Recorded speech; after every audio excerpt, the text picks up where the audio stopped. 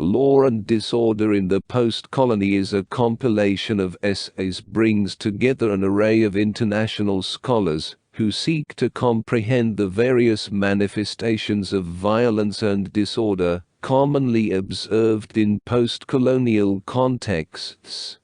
In their extensive introduction, Jean and John Comaroff, distinguished anthropologists from the University of Chicago, delve into fundamental questions.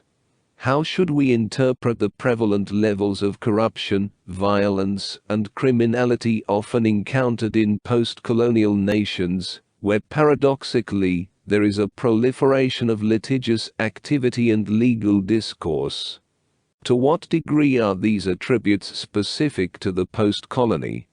The subsequent 8 contributions, authored by anthropologists, sociologists, and political scientists, draw from extensive research to examine these dynamics in locations such as Brazil, Indonesia, and South Africa, among others.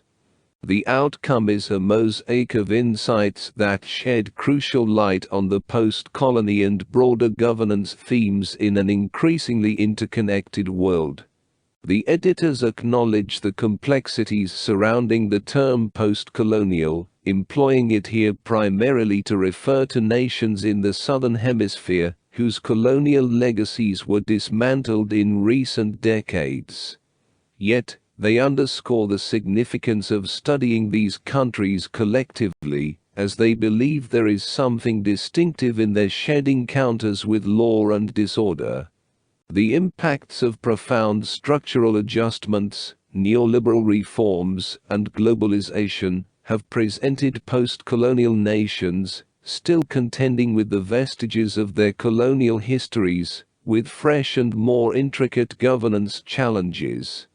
Confronted with privatization and an increasingly diverse populace, post-colonial states grapple with the imperatives of neoliberal policies, alongside the popular clamor for order.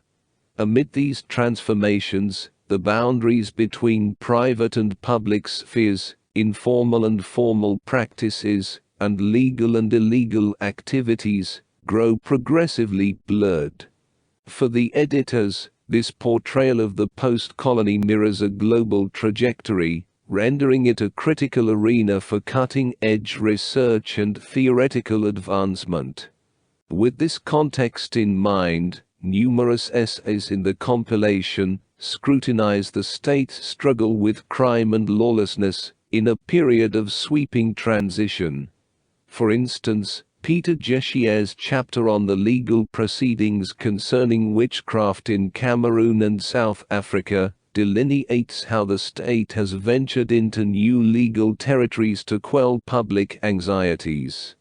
The contribution by the Comaroffs also delves into the state's response to popular apprehensions about crime in South Africa, focusing on various sites, notably the police force's conspicuous displays of authority, aimed at instilling public confidence. These contributions demonstrate how these policies have, rather unexpectedly, heightened public concerns about crime, and underscore the state's inefficacy. Both articles exemplify the unintended repercussions of the state's endeavors to dictate the interpretation of its actions in nations characterized by diverse local and national cultures.